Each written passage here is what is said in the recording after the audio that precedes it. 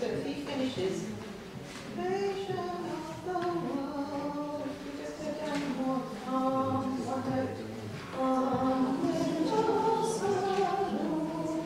okay?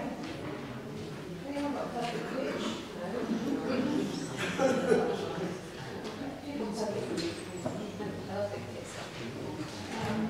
Yes.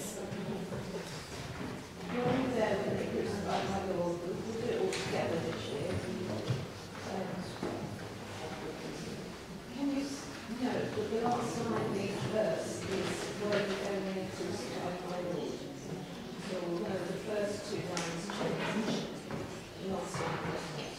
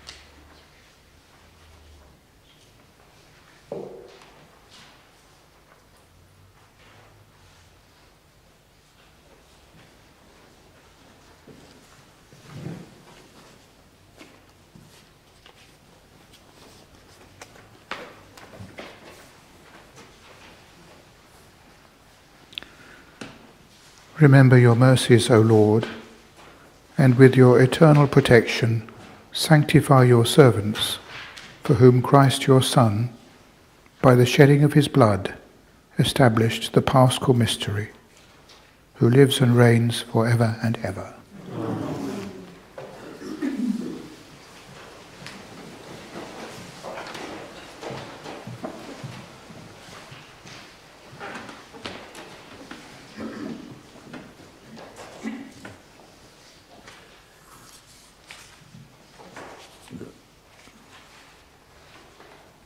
This is not the right one, but...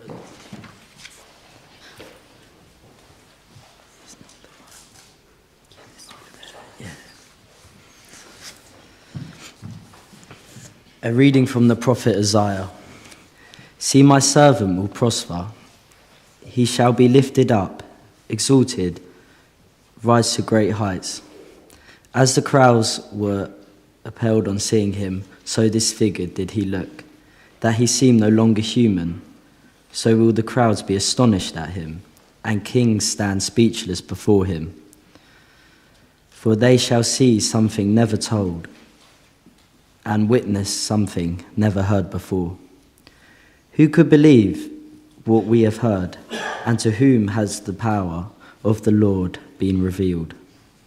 Like a sapling he grew up in front of us, like a root in arid ground. Without beauty, without majesty, we saw him. No looks to attract our eyes, a thing despised and rejected by men. A man of sorrows and familiar with suffering, a man to make people screen their faces. He was despised, and we took no account of him. And yet ours were the suffering he bore, ours the sorrows he carried. But we thought of him as someone punished, struck by God, and brought low. Yet he was pierced through our faults, crushed for our sins. On him lies a punishment that brings us peace, and through his wound we are healed. We had all gone astray like sheep, each taking his own way, and the Lord burdened him with the sins of all of us. Harshly dealt with, he bore it humbly. He never opened his mouth. Like a lamb that is led to the slaughterhouse, like a sheep that is dumb before its shearers, never opening his mouth. By force and by law he was taken. Would anyone plead his cause? Yet he was torn away from the land of the living, for our faults, struck down in death. They gave him a grave with the wicked, a tomb with the rich. Though he had done no wrong, and there had been no perjury in his mouth. The Lord has been pleased to crush him with suffering. If he offers his life in atonement, he shall see his heirs. He shall live a long life, and through him what the Lord wishes will be done. His soul's anguish over, he shall see the light and be content. By his suffering shall my servant justify many, taking their faults on himself. Hence I will grant whole hoards for his tribute. He shall divide the spoil with the mighty for surrendering himself to death and letting himself be taken for a sinner. Why he was bearing the thoughts of many and praying all the time for sinners. The word of the Lord.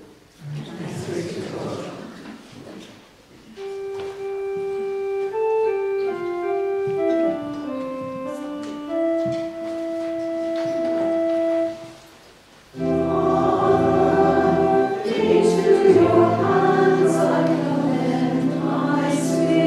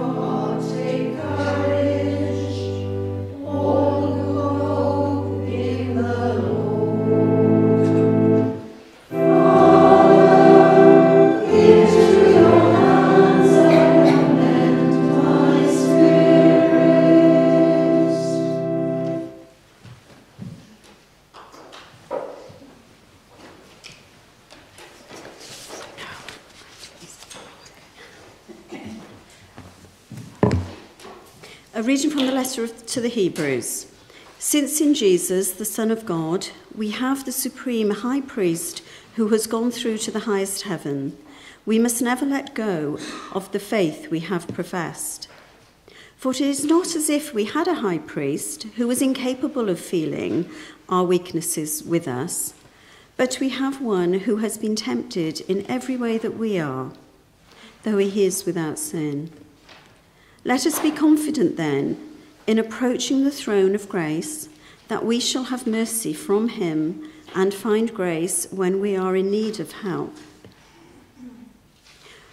During his life on earth, he offered up prayer and entreaty, aloud and in silent tears, to the one who had the power to save him out of death, and he submitted so humbly that his prayer was heard. Although he was Son, he learnt to obey through suffering, but having been made perfect, he became, for all who obey him, the source of eternal